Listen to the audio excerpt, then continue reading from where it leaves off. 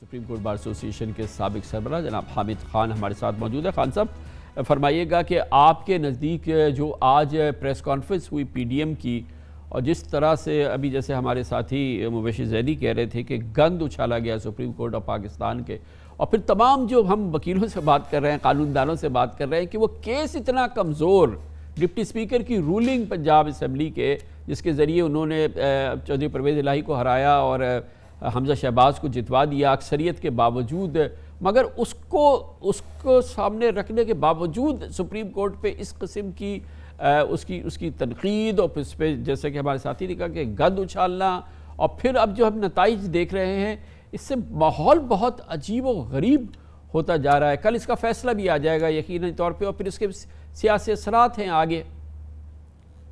जी कामरान साहब, बिल्कुल आप सही कह रहे हैं, और जो तासुरात आप लोगों ने दिए हैं बिल्कुल सही है।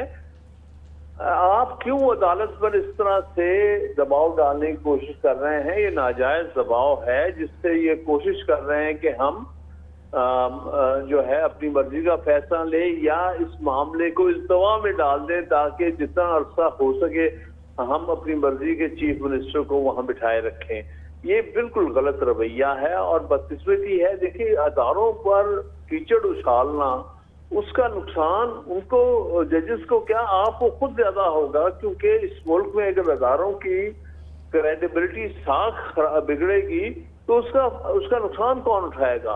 पाकिस्तान के अवाम उठाएंगे, हमारे अदारे उठाएंगे।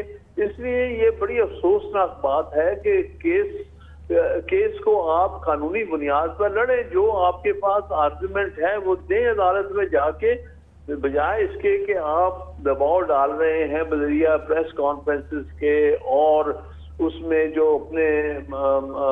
अपने मर्जी के लोग हैं उनको ला के और अदालत में भी ये शो फोर्स करने की कोशिश कर रहे हैं कि देखिए हमारे साथ इतने लोग हैं।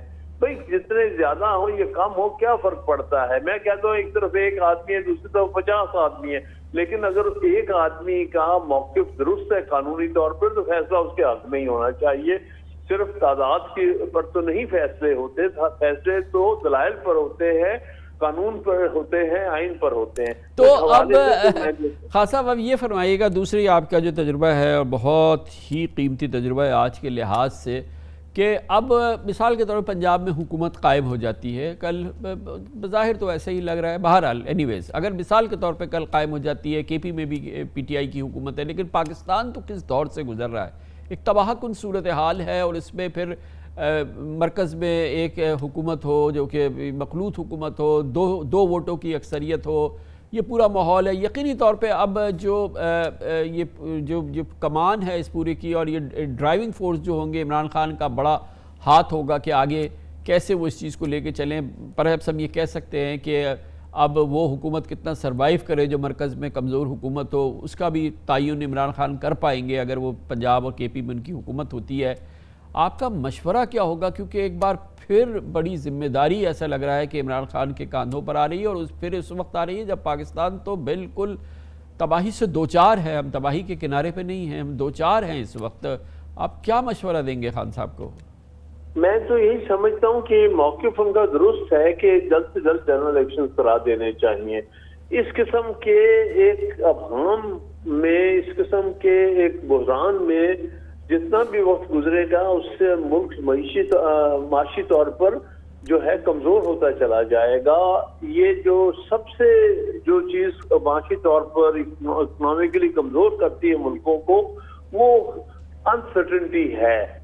एक ऐसा माहौल जिसमें गैर यकीनी सूरत हाल में लोग होते हैं, वो अपना कारोबार नहीं कर सकते, उनको कल के बारे में इन्वेस्टमेंट नहीं आती, ना बाहर से आती है ना मुल्क के अंदर होती है।